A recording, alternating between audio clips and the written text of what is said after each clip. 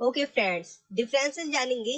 Is am are +2, has have +2, was were +2, had +2, will be +2, will have +2 और having to के use को जानेंगे past, future और present में।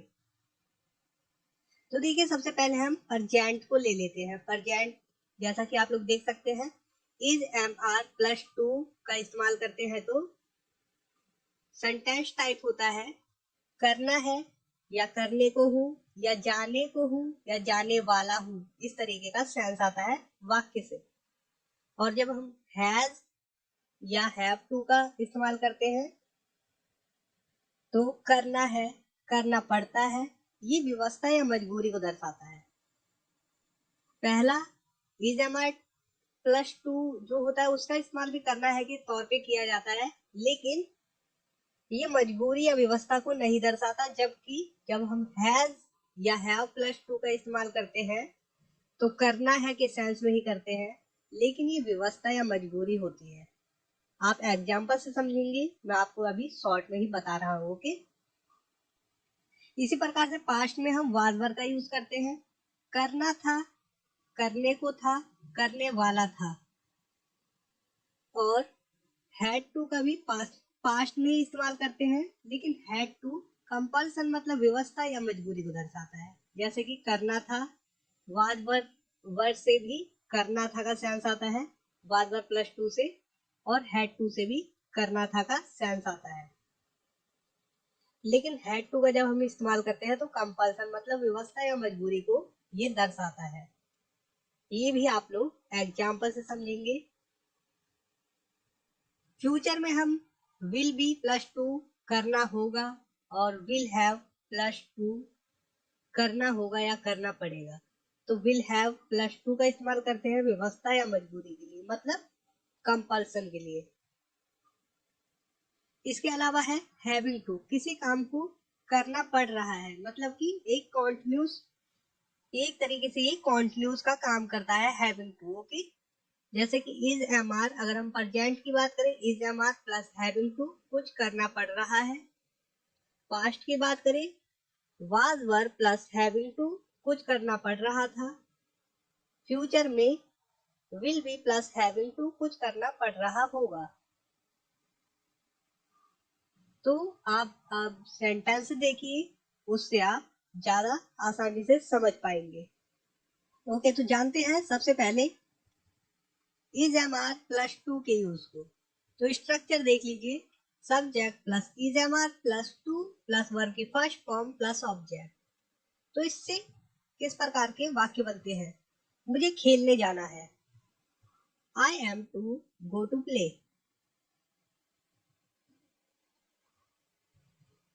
और अगर मैं कहूँ मैं खेलने जाने को हूँ या मैं खेलने जाने वाला हूँ, तो इसकी इंग्लिश होगी I am to go to play. Same है, ऊपर वाला sentence I am to go to play और ये वाला sentence I am to go to play same है। तो आपको ये ध्यान में रखना है, जो इज एम आर +2 से सेंटेंस बनते हैं, जो हिंदी में वाक्य है, जैसे कि मुझे खेलने जाना है या मैं खेलने जाने को हूँ या मैं खेलने जाने वाला हूँ, तीनों की इंग्लिश जो होगी वो होगी I am to go to play. Okay, अब आगे देखते हैं। उसे काम करना है, वह काम करने वाला है, ही इज टू वर्क। हमें बाजार जाना है, हम बाजार जाने वाले हैं,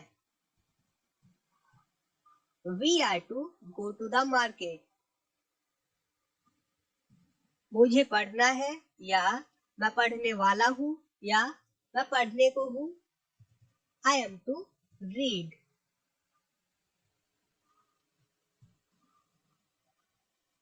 अब आप लोगों को जो कंफ्यूजन होगी, मैं पहले ही लिख रखा है यहाँ पर, मैं पढ़ने ही वाला हूँ, I am about to read. तो जब हमें अपनी बात पर जोर डालना है, प्रभाव दिखाना है, तो हम अबाउट का यूज कर सकते हैं इस तरह के सेंटेंसेस के लिए। ओके, मैं पढ़ने ही वाला हूँ और यहाँ पर क्या है, मुझे पढ़ना है या मैं पढ़ने वाला हूँ। यहाँ पर जोर दिया जा रहा है वाक्य में, मैं पढ़ने ही वाला हूं, I am about to read. तो यहाँ पर मैं आप लोगों को बताना चाहूंगा, जब हम is am are plus to का इस्तेमाल करते हैं तो हम किसी मजबूरी या कंपल्सन के बारे में बात नहीं करते। ओके, कोई व्यवस्था नहीं दिखाते, हम जो कहते हो अपनी बात को कहते हैं।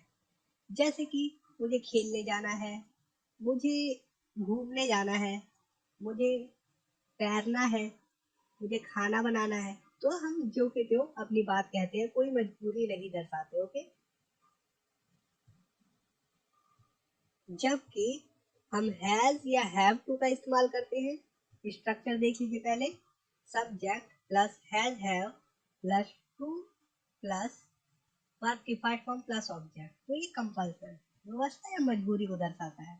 ये ध्यान में रखना हमेशा। आपको वाक्यों में नहीं पता चलेगा कि ये व्यवस्था या मजबूरी है, क्योंकि आप जिस व्यक्ति से बात करेंगे, आप किस टॉपिक पे बात कर रहे हैं, डिपेंड करता है आपकी बात पर कि आप अपनी मजबूरी बता रहे हैं या फिर उससे ऐसे ही कुछ भी बोल रहे हो। ओके, तो देखिए, मुझे पढ़ना पड़ता है या पढ़ना है, I have to read. Okay, जब आप किसी को बताना चाह रहे हो कि मुझे मजबूरी है मेरी पढ़ना, मुझे पढ़ना पड़ता है, okay, I have to read. अगर आप ये नहीं बताना चाहते कि मेरी मजबूरी नहीं है भाई, मुझे पढ़ना है बस, ऐसे, तो आप कहेंगे आई एम टू रीड, मेरी मजबूरी नहीं है कुछ। इस प्रकार से जब आपकी कोई मजबूरी ना हो तो आप हैव टू का यूज नहीं करेंगे। Okay, I am to read कहेंगे। और जब आपको कंपल्सन दिखाना है, थोड़ा मतलब कि ये दिखाना है कि मेरी मजबूरी है भाई, पढ़ना पड़ता है मुझे, तो आप कहेंगे I have to read. Simple, आप समझ गए। चार्ट, चार्ट में आप लोगों ने देखा होगा, चार्ट का स्क्रीनशॉट ले सकते हैं। कंपल्सन मतलब व्यवस्था या मजबूरी दर्शाना। ओके, उसे स्कूल जाना पड़ता है या जाना है, he has to go to school. उसे यहाँ आना पड़ता है या आना है, कोई मजबूरी है मान लीजिए, ही हैज टू कम। हमें काम करना पड़ता है या करना है, वी हैव टू वर्क, मान लीजिए मजबूरी है। ओके, तो हम हैव टू का ही इस्तेमाल कर रहे हैं यहाँ पर, और यहाँ पर भी मजबूरी है तो हैज टू का इस्तेमाल करते हैं, नहीं तो इज टू का इस्तेमाल करते, यहाँ पर आर टू का इस्तेमाल करते बी के साथ। ओके, सिंपल है। आइए देखते हैं, अब बात आ जाती है वाज वर्ब प्लस टू की। तो देखिए स्ट्रक्चर है subject plus was verb plus to plus verb की फर्स्ट फॉर्म प्लस ऑब्जेक्ट। तो ये पास्ट की बात हो जाती है वाज वर्ब से, सभी को पता है। उसे स्कूल जाना था, he was to go to school. उसी प्रकार से इससे वाज वर्ब प्लस टू से ये भी बनता है, वह स्कूल जाने वाला था या वह स्कूल जाने को था। इसकी इंग्लिश में सेम होगी, he was to go to school, जैसा कि ये ऊपर वाला है वैसा ही सेम। तो आपको यहाँ पर भी ध्यान रखना है, चाहे हो वाक्य हिंदी में उसे स्कूल जाना था, चाहे हो वह स्कूल जाने वाला था, चाहे वह स्कूल जाने को था, तीनों की इंग्लिश होगी he was to go to school।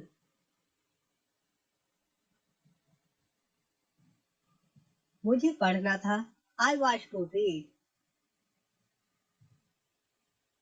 उसे कंप्यूटर खरीदना था या वह कंप्यूटर खरीदने वाला था, he was to purchase a computer।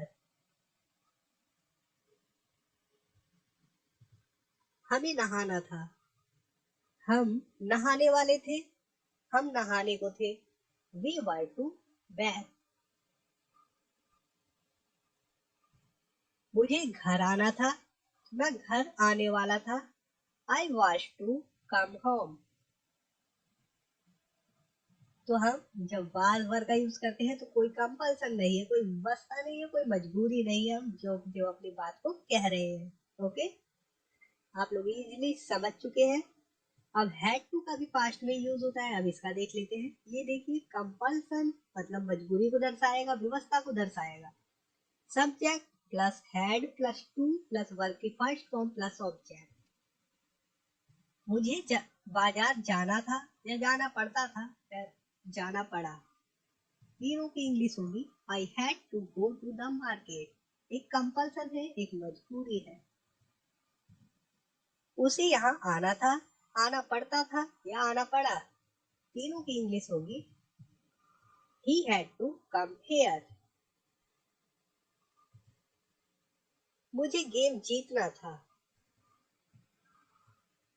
I had to win the game।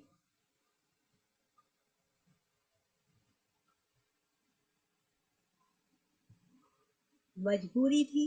Okay,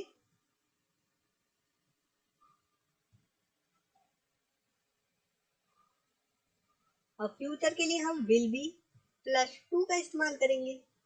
subject plus will be plus to plus verb के फर्स्ट फॉर्म प्लस ऑब्जेक्ट। मुझे पार्क जाना होगा, I will be to go to park. हमें उसे बुलाना होगा, we will be to call him.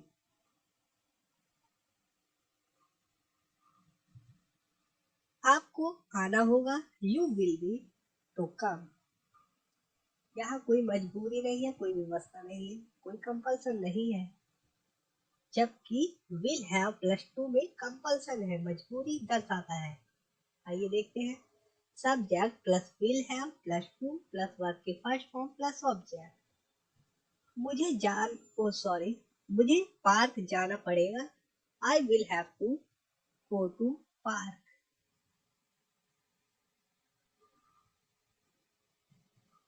हमें उसे बुलाना पड़ेगा, मजबूरी है, we will have to call him. आपको आना पड़ेगा, you will have to come.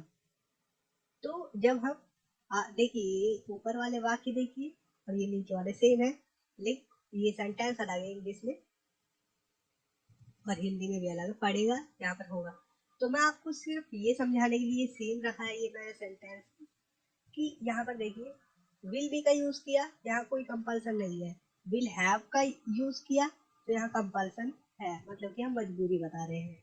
Okay, will have plus to से हम मजबूरी बता रहे हैं कि पास जाना पड़ेगा ही, भाई कुछ मजबूरी हो सकती है। ओके, इस प्रकार से आप लोग इंग्लिश समझ रहे हैं। अब देखिए subject plus is am are plus having to plus verb के फर्स्ट फॉर्म प्लस ऑब्जेक्ट। ये कॉन्टिन्यूस का काम करता है हैविंग टू। एक प्रकार से देखिए मुझे लिखना पड़ रहा है, ये प्रेजेंट की बात हो रही है तो is am are plus having to का इस्तेमाल करेंगे। मुझे लिखना पड़ रहा है, I am having to write. मुझे ये काम करना पड़ रहा है, I am having to do this work. मुझे इंग्लिश सीखना पड़ रहा है, I am having to learn English. ये तो सिंपल स्ट्रक्चर है, इसमें कोई कंपल्सन या वो वाली बात नहीं है। ओके, आप सीधा ये कॉन्टिन्यूस रूप में बोल रहे हैं क्योंकि ये करना पड़ रहा है। ओके, अब यहाँ पर देखिए subject plus was verb plus having to, ये पास्ट के लिए हो गया। वर्ब की फर्स्ट फॉर्म प्लस ऑब्जेक्ट। उसे यह काम करना पड़ रहा था, he was having to do this work। हमें वहां जाना पड़ रहा था, we were having to go there। Subject plus will be plus having to, ये फ्यूचर के लिए प्लस वर्ब के फर्स्ट फॉर्म प्लस ऑब्जेक्ट। तुम्हें ऑफिस जाना पड़ रहा होगा, you will be having to go to office. मुझे पढ़ना पड़ रहा होगा, I will be having to read. तो आप लोग इजीली समझ चुके हैं सभी स्ट्रक्चर को, और इनमें जो कंफ्यूजन होती है मैंने एकदम क्लियरली आपको समझाया है, स्पष्ट कर दिया है। ओके।